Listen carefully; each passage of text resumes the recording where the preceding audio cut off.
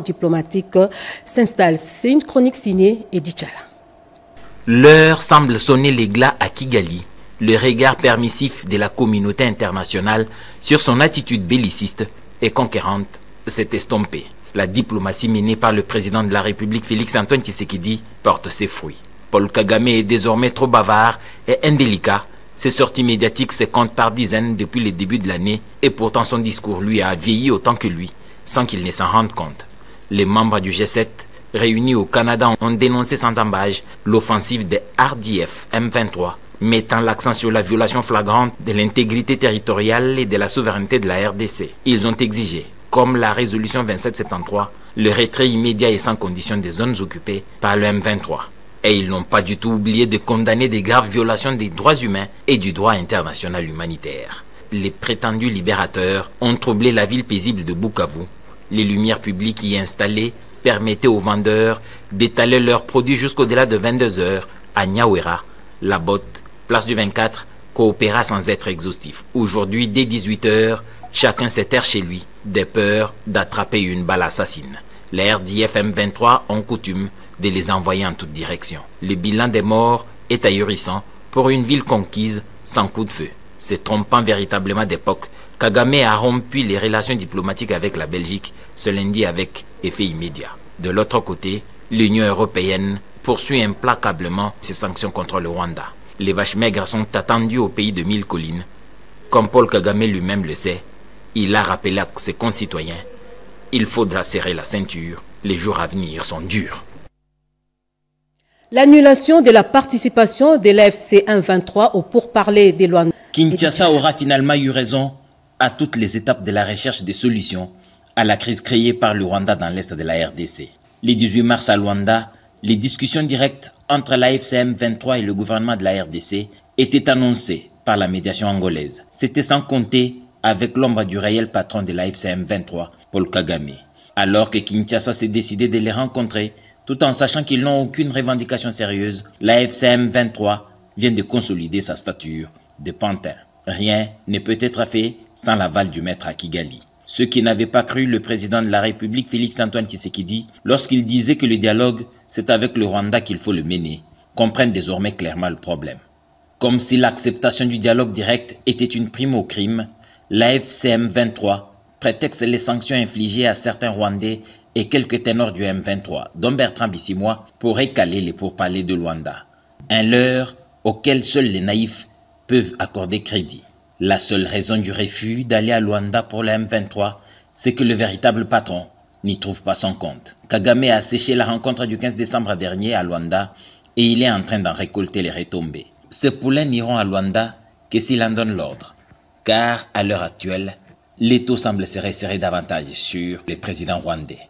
Lorsque la chute est brutale, l'on peut s'agripper même à une feuille morte.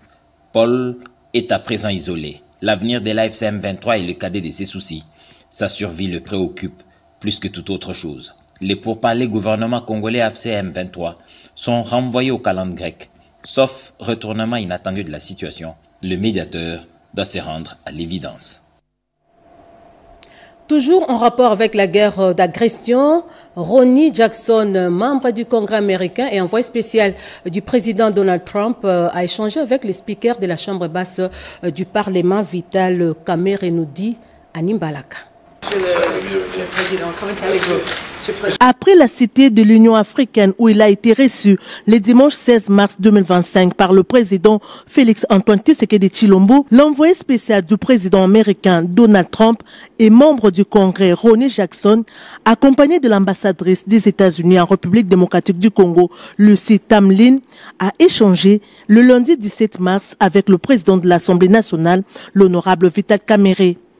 Au centre de leurs échanges, la crise sécuritaire et humanitaire qui prévaut dans l'est de la RDC suite à l'incursion de l'armée rwandaise sur les territoires congolais en appui aux rebelles du M23, occasionnant un désastre humanitaire sans précédent dans les deux provinces du Nord Kivu et Sud Kivu.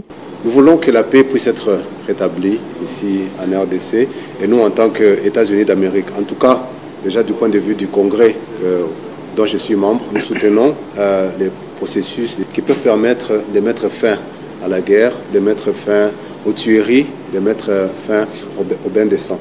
Et tout cela, nous le faisons pour que l'économie puisse reprendre, pour que les entreprises américaines viennent investir et travailler ici en RDC. Concernant les discussions qui s'ouvrent le mardi 18 mars à Luanda, sous les auspices du président angolais Joao Lourenço, ces membres du Congrès américain a rajouté que l'administration Trump est favorable à toute voie visant à terminer ces conflits d'une manière diplomatique, à l'instar de la démarche qui s'annonce à Luanda. Fort de son expérience dans les processus de paix dans la sous-région des Grands Lacs, le professeur Vital Kamerhe a interpellé les diplomates américains sur la nécessité d'un accompagnement international pour la réussite de la démarche de Luanda. Dans la même perspective, le président de l'Assemblée nationale, le professeur Vital Kamerhe, a échangé avec l'ambassadrice d'Espagne en République démocratique du Congo, Carmen Dir Oreja, venue lui témoigner aussi du soutien du Royaume d'Espagne dans la défense de son intégrité territoriale, aujourd'hui violée par l'armée rwandaise. Cette dernière a rappelé la longue amitié entre son pays et la République démocratique du Congo, une amitié datant de l'indépendance jusqu'à ces jours. L'ambassadrice d'Espagne en RDC a précisé que son pays va poursuivre avec son soutien à la République démocratique du Congo au niveau international et local. Front patriotique. Après Bandundu-Ville, la première ministre affronte Kikwit dans le cadre de la campagne congolais Téléma, une campagne qui vise la mobilisation générale pour faire face à l'agression rwandaise et ses supplétifs du M23 AFC. Hier lundi, Judith Souminois a été accueillie par une foule en liesse à l'aéroport Ndinda, nous dit Chimène Donto. La chef du gouvernement congolais, Judith Suminwa Tuluka, mène le Front populaire dans les Grands Bandundu dans le cadre de la campagne congolais Téléma pour le renforcement du patriotisme. C'est aux alentours de 11 h qu'elle a foulé le sol de la ville de Kikwit, c'est lundi, où une foule en liesse l'a accueillie à l'aéroport Nzinda en provenance de Bandundu-Ville. La première ministre Judith Suminwa Tuluka a reçu les honneurs militaires en présence du maire de la ville, Abengiama, des députés et des autorités locales. À son arrivée, Judith Suminwa Tuluka s'est dirigée vers la tribune populaire du camp Singa pour s'adresser à la population. Elle a insisté sur la nécessité de défendre la patrie par tout le Congolais. La chef du gouvernement a ensuite expliqué l'essence de la campagne congolais Téléma qui appelle à l'unité et à la mobilisation générale pour faire face à l'agression et a appelé le jeune à intégrer les forces armées volontairement pour défendre la patrie. Est-ce que nous sommes capacité? Congolais, Congolais Téléma, Ezana Makamo, Ebele Nasima. Liboso Tolobi Boy. Jeune Nyon Sotou, Oyemi Kaza Elenge. Oya Moni, Kaza na Makasi, pour les obligations T. Ezana base volontaire. Oya Moni Kaza na Makasi, Okene Kobunda, Alinko Sarole na armée, Ezana Bakozi armée, Bazali, Ponboka. Badana moyen mususu akosala ekokozala ndenge to bandaki eloko mususu amutuya o moko tozo multiplier yango par 2 ekobanda na mois de mars oyo mususu tolobi ezaboye esika nyonso tu bozali na nzinga nzinga yo tata yo mama yo mwana elenge omoni mutu moko ozoyebela ye bien te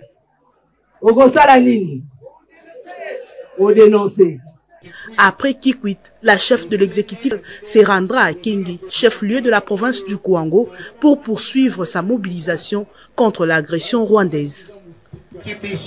Puisque nous sommes à Kikwit, restons-y pour vous dire que cette ville existe 5 ans d'anniversaire. Les autorités urbaines et la population ont organisé une messe d'action de grâce. C'était dans la cathédrale Saint-François-Xavier de Kikwit. C'est un commentaire signé Émilie Kaïndou. Créé en 1970 par ordonnance numéro 70/095, Kikwit totalise 55 ans depuis l'obtention de son statut de ville. est devenu chef-lieu de la province de Kwilu après le démembrement des provinces. À cette occasion, une messe d'action de grâce a été célébrée à la cathédrale Saint-François-Xavier en présence du maire Abengiama Kachak, le bourgmestre, les notables et la population venus remercier le Seigneur pour la paix et la stabilité qui règne dans cette ville. L'abbé diocèse de Kikwit a dans son homélie condamné l'agression rwandaise et les conflits Mobundo. Il a appelé les filles et fils de Kikwit à l'unité, gage du développement. Dans son adresse, le numéro 1 de Kikwit a exhorté la population à cultiver le sens du patriotisme. En cette période difficile de l'agression injuste nous imposée par l'armée rwandaise et ses supplétifs du M23 AFC, levons-nous ensemble pour exiger la fin des violences, pour soutenir nos forces armées en demandant à nos enfants, filles et garçons qui ont l'âge révolu de s'enrôler massivement à l'armée pour combattre et chasser l'agresseur rwandais. Abengiama Kachak a également fait une brève présentation géographique et historique de Kikwit qui se compte aujourd'hui parmi les villes qui font la fierté de la République démocratique du Congo. Justice, 50 magistrats assis et debout sont à l'école de l'éthique professionnelle, de la déontologie, des procédures disciplinaires et de la lutte contre la corruption. C'est le Conseil supérieur de la magistrature qui a ouvert cette formation hier lundi 17 mars. On fait le point avec Edith Chala. 50 magistrats civils et militaires sont à l'école de formation sur l'éthique, la déontologie professionnelle, la procédure disciplinaire et la lutte contre la corruption. Organisé par le secrétariat permanent du Conseil supérieur de la magistrature avec l'appui du PNUD, Enabel, l'USAID et le PARJ2, ces travaux visent à renforcer les capacités des magistrats pour garantir une justice plus intègre et efficace. Un accent particulier est mis sur la lutte contre la corruption, un fléau qui gangrène le système judiciaire congolais. Selon le baromètre global de la corruption, 68% des juges et officiers du ministère public seraient considérés comme corrompus en 2024. Un chiffre alarmant qui montre que malgré certaines avancées, des efforts restent encore à fournir. Des mauvaises pratiques que le Conseil supérieur de la magistrature tient mordicus à bannir à travers la moralisation et la formation continue des magistrats. C'est une activité qui concerne le Conseil supérieur de la magistrature au plus haut niveau et qui voudrait qu'après cette formation, que les collègues qui vont sur la formation puissent changer de mentalité, puissent abandonner les antivaleurs afin que quand quelqu'un vient en justice, il trouve des magistrats justes, intègres et disciplinés pour rendre et distribuer la justice comme il se doit. Juste après, Télésphore Ndouba Kilima, secrétaire permanent du Conseil supérieur de la magistrature, a eu un entretien avec Alexis Tambouimamba, coordonnateur de la cellule d'appui à l'ordonnateur national du Fonds européen de développement COFED. L'objectif principal de cette rencontre était de faire un état des lieux des infrastructures existantes au Conseil supérieur de la magistrature en vue de lancer un processus de numérisation. Crise en Ituri, l'ancien seigneur de guerre de l'Ituri et chef coutumier des Bahema en territoire de Djougou condamne fermement la création d'un mouvement subversif dirigé par Thomas Lubanga visant à déstabiliser cette province. Déclaration faite hier via de plateformes numériques. Junior Selemani nous en dit un peu plus. Deux voix s'élèvent en Ituri pour un dialogue inclusif entre communautés ituriennes comme solution définitive à la crise sécuritaire dans cette province. C'est l'avis de l'ancien seigneur de guerre de l'Ituri et chef coutumier de la chefferie de Bahema Banyuagi en territoire de Djougou. Attaquer un ancien seigneur de guerre, attaquer quelqu'un qui a l'expérience des conflits. En tout cas, je ne vois pas que ces conflits doivent se terminer par les armes. Quel que soit le temps, il n'y a Takamata, si vous ne croyez pas, tout à finir un jour. C'est parler pour se réconcilier afin de vivre ensemble. Cette prise de position est soutenue par certains acteurs sociopolitiques de cette province. L'Ituri n'a plus besoin de notre mouvement armé pour endeuiller une fois de plus la province. De grâce, déposez vos armes et revenez à la table des négociations pour dialoguer. J'invite M. Thomas à prendre son courage et rentrer ici. Nous allons demander humblement au gouverneur de pardonner tout le monde. On est tous Ituriens, on trouve une solution à l'Iturienne par un dialogue. Il est temps de prendre conscience comme l'a fait le chef Kawa. Il a envoyé un message très utile malgré les spéculations des gens qui pesaient sur lui. Mais il a envoyé un message de paix et de cohésion. Ce n'est pas parce qu'on se sent lésé qu'il faut prendre les armes pour vraiment que c'est autour d'une table qu'on retrouve toujours la paix. Nous leur demandons de déposer les armes et laisser la place, parler et aller dans la pacification, la cohabitation pacifique de notre province et la cohésion sociale.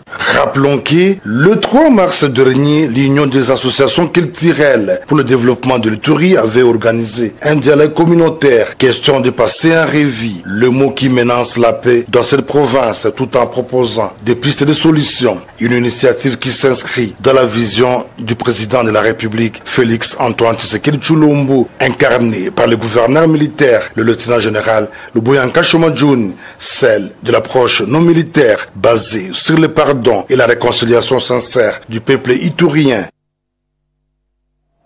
Dans un autre registre, reconstruction post-conflit, la Côte d'Ivoire est choisie comme modèle par la RDC à travers le PDDRCS. C'est ce qui ressort de la rencontre du coordonnateur national Désiré Ntanga avec l'ambassadeur de Côte d'Ivoire en RDC, François Xavier. Plus de précisions avec Peggy Mukunda. La République de Côte d'Ivoire est prête et disposée à collaborer et partager son expérience avec la République démocratique du Congo à travers les programmes de désarmement, de mobilisation, relèvement communautaire et stabilisation PDDRCS pour la reconstruction post-conflit et sur le processus d'aider. Le coordonnateur national de PDDRCS, Jean Dédieu, Désiré Ntanga Tita, à l'issue de son entretien avec l'ambassadeur de la Côte d'Ivoire en RDC, François Xavier Zabavi. Nous avons échangé les vues sur la manière de collaborer dans la suite, c'était les contacts, les échanges d'expériences entre la République de Côte d'Ivoire et la RDC pour nous permettre de matérialiser la vision de son Excellence Félix Antoine Tshisekedi Tshilombo, président de la République, dans le cadre du PDDRCS qu'il nous a confié la direction.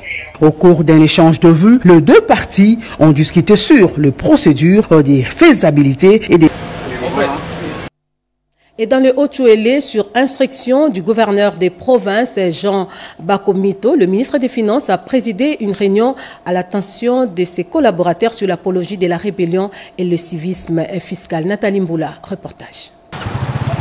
Pour voir le gouvernement provincial de moyens de sa politique face aux énormes attentes de la population, c'est l'objectif de la tenue de cette importante séance de sensibilisation tenue par le ministre provincial de Finances, Jacques Azantepedanga Zatepedanga, à l'attention des cadres et agents de la DGRI, Direction générale des recettes du Haut-Tchouélé. Halte au coulage des recettes, au tripatouillage des imprimés de valeurs et à toute autre sorte d'incivisme dans les chefs des agents commis au recouvrement des recettes dues au trésor public et provincial, insiste l'argentier du Haut-Tchouélé. Nous avons prodigué quelques conseils. Nous voulons maximiser des recettes pour accomplir ce que le gouvernement provincial s'est assigné comme objectif dans son programme, dans le budget, en fait, de travailler pour la population de Haut-Tchouélé. Jacques Azatepedanga a profité de cette occasion pour appeler l'ensemble de son personnel à la vigilance et à l'éveil patriotique. Son Excellence, Monsieur le gouverneur de province, honorable Jean Bakomito,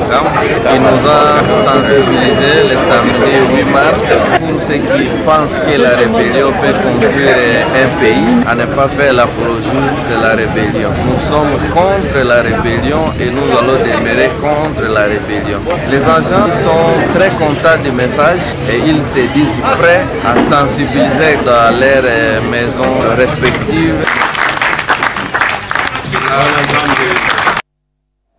Culture, situation dans l'Est de la République démocratique du Congo. Des ouvrages ont été publiés pour expliquer et dénoncer cette agression. Parmi les auteurs, l'honorable Rémi Moussoungaï Bampale. Images et commentaires.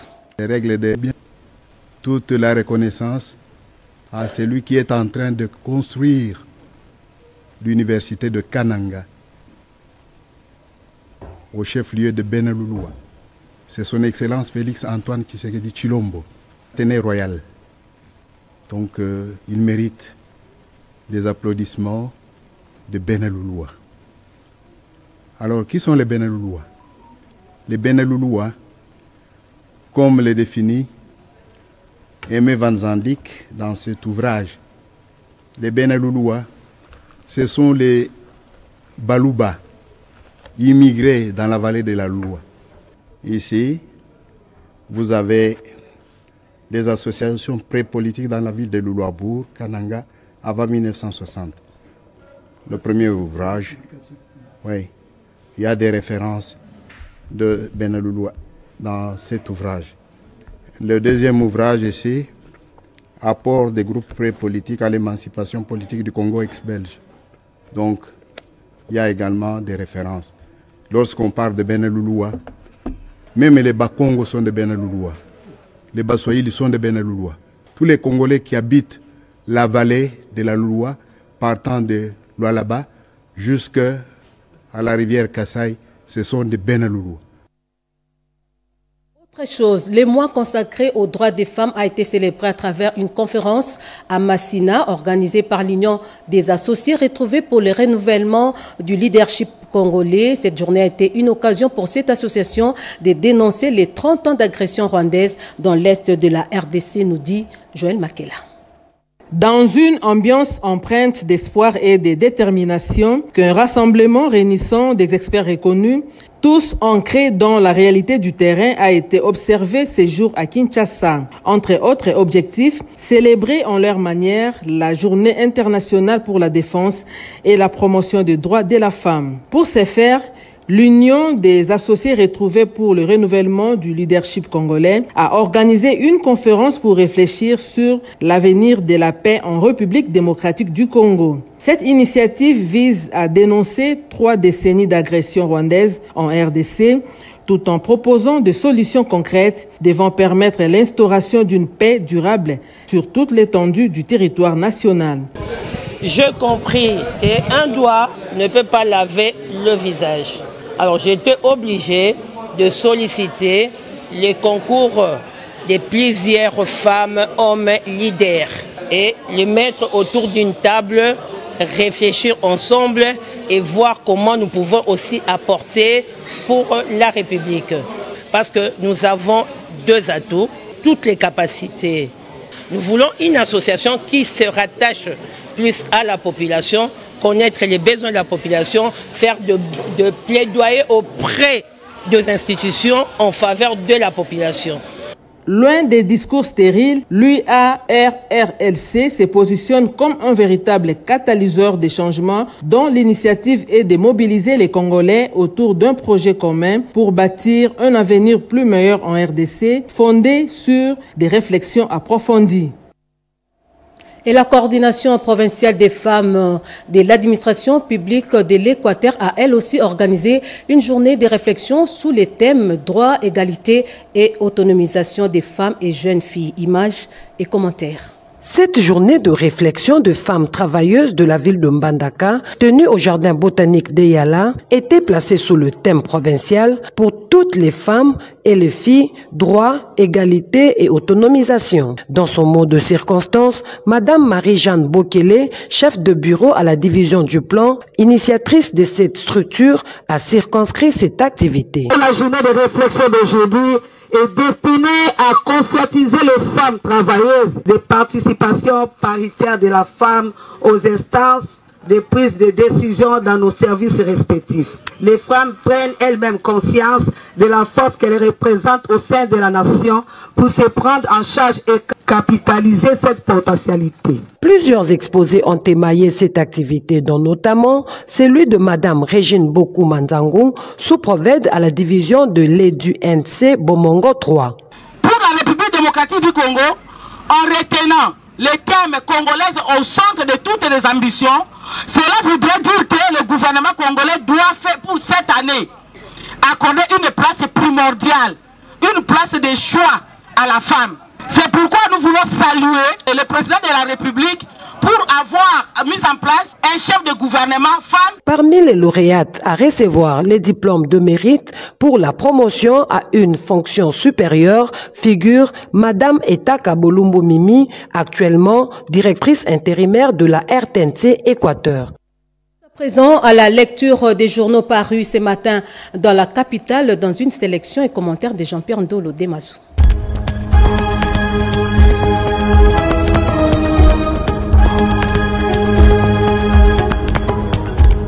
Bienvenue mesdames, messieurs à cette revue de presse de mardi 18 mars 2025. Des sanctions ciblées contre les relais rondés du 1-23. L'Union européenne envoie un signal fort contre l'agression en RDC, note info27.cd. L'Union européenne vient de franchir un cap décisif en sanctionnant plusieurs hauts responsables rwandais et cadres du 1-23. Ce geste sans précédent marque un tournant. La complaisance qui entourait Paul Kagame et son régime s'effrite, laissant place à une reconnaissance claire de son rôle dans l'instabilité régionale et la tragédie humanitaire en cours. Jamais la voix de la RDC n'avait résonné avec autant de force sur la scène internationale. Par une riposte méthodique, s'appuyant sur des preuves irréfutables, Kinshasa a imposé sa vérité, brisant le mur des manœuvres dilatoires orchestrées depuis Kigali. Retombée des sanctions européennes, Kigali empêche le 1-23 de se rendre à Luanda, constate la prospérité. C'est un véritable camouflet pour la médiation angolaise, investie de la casquette de la présidence en exercice de l'Union africaine pour initier pour la première fois des contacts directs entre Kinshasa et le 1-23. Aujourd'hui, c'est la preuve que Kigali se trouve au four et au moulin de l'agression contre la RDC. Selon un communiqué de l'Alliance du fleuve Congo, ce mouvement ne participera pas aux discussions de Luanda prévues ce mardi 18 mars sous la médiation angolaise. Le dit mouvement dénonce les sanctions individuelles prises par l'Union européenne contre plusieurs de ses dirigeants, affirmant que ces mesures compromettent le dialogue et rendent impossible les pourparlers tant attendus. L'enquête sur l'assassinat de l'artiste Idingo Delcat, Human Rights Watch charge l'AFC M23 annonce le maximum. Dans son rapport publié mercredi 12 mars 2025, Human Rights Watch révèle les circonstances du meurtre de l'artiste musicien Delphin Katimbo dit Idingo Delcat, assassiné le 13 février dernier par l'armée rwandaise venue en appui aux rebelles du 1-23 AFC. L'organisation non gouvernementale internationale rapporte les informations impliquant directement les rebelles de l'AFC M23 appuyés par l'armée rwandaise. Le Rwanda rompt ses relations diplomatiques avec la Belgique et expulse tous ses diplomates, titre et journal Kinshasa. Dans un contexte de tension autour du conflit en RDC, le Rwanda a annoncé lundi la rupture de ses relations diplomatiques avec la Belgique et donné 48 heures à tous les diplomates belges pour quitter le pays. Une décision liée, selon Kigali, aux tentatives pitoyables de Bruxelles de maintenir ses illusions néocoloniales. Le Rwanda accuse l'ex-puissance coloniale d'avoir pris parti pour Kinshasa bien avant et pendant le conflit en cours. Voilà qui referme cette édition de 13h30 sur la RTNC. Elle a été réalisée par Papi Nginamao et Pascal Sicho. Jacques Kabouaba l'a coordonné. Nana Mozazebo a assuré sa rédaction. Rebecca Kikoumali a assuré la partie technique en leur nom. Je vous dis merci pour votre confiance et fidélité à la télévision nationale congolaise. L'information revient à 19h et ce sera avec Joël Makela à la présentation. Je vous souhaite de passer un bel après-midi en compagnie de nos programmes et surtout prenez soin de vous car chaque jour est une vie.